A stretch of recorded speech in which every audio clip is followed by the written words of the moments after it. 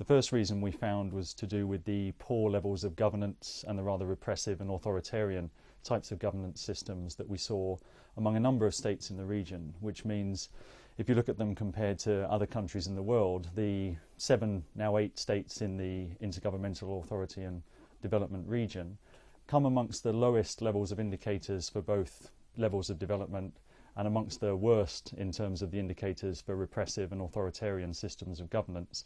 And so this has bred a number of grievances among all sorts of insurgency groups and non-state actors. So that would be a big part of the equation, number one.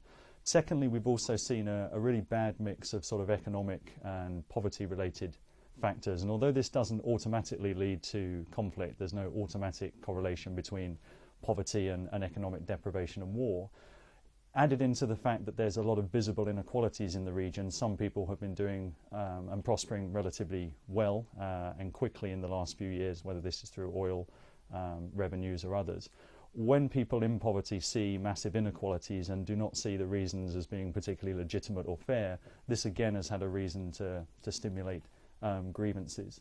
And then I think the third main reason that we found is probably to do with issues of natural resources, particularly over land, water resources and environmental change that's been happening, particularly in the Horn of Africa in the last 20 or 30 years or so. And so we've seen at a very localized level, you see a lot of conflicts between tribal or clan groups, really focusing on issues of water scarcity, tensions over land ownership, and particularly the clash between sort of pastoral and more sedentary types of lifestyle. So I'd say those are the big three reasons.